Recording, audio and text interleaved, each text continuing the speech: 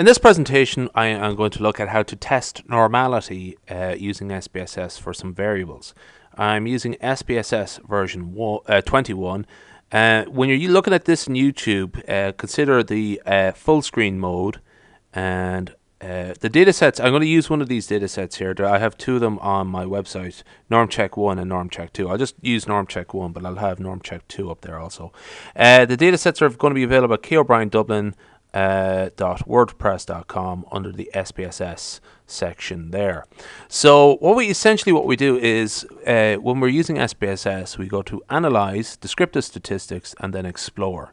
Now there's quite a lot of material in that under this menu, under this option here. But essentially what we're going to look at in particular is the plots option and select normality plots with tests.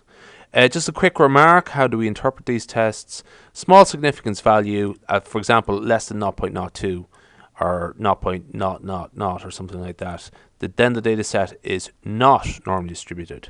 Otherwise, it can be assumed to be normally distributed, even if it's only marginally larger than this threshold. The appropriate threshold would depend on your own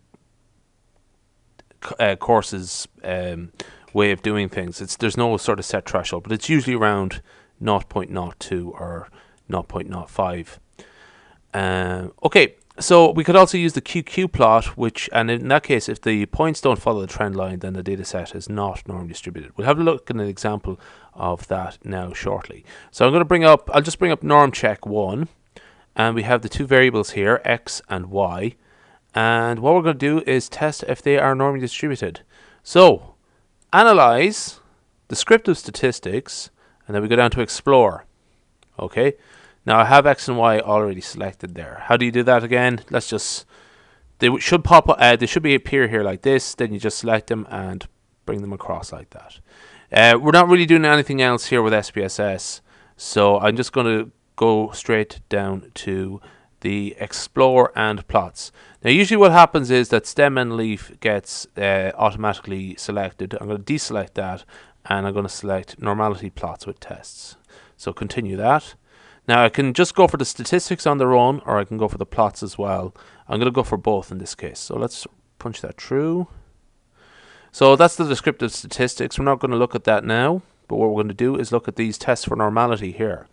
So we have two tests, the Kolmogorov-Smirnov test, I believe that's how you pronounce it, if not, my apologies, and the Shapiro-Wilk test. And we have the test for both tests for both variables. We actually have four tests here.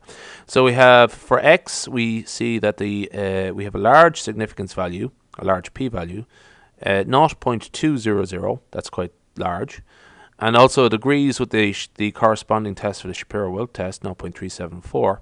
So we can assume that X is normally distributed. Y, 0.00 and 0.00, both of them are extremely small. We would assume that the Y is not normally distributed. So X is normally distributed, Y is not normally distributed. So let's have a look at the plots here. This is the QQ plot for X. Okay. Normal QQ plot for X. If the points follow the trend line, those are little points, though, they're little circles. So those, for each element in X, there's a little circle, and there's so many of them here we can't see them separately, but we can see that they pretty much follow the trend line there for the QQ plot. So that agrees with our observation that X is normally distributed. There's a detrended one here as well. I'm going to leave that, but essentially do they follow the trend line there as well. Let's go down to the one for Y. Normal QQ plot for Y. Here, these are the points for each observation, and we can see that they do not follow the trend line. You can see the trend line is quite distinct here, and in this case Y is not normally distributed. So X is normally distributed, Y is not normally distributed, and we know how to check it out now. And that ends our presentation. I'm going to switch. There we go.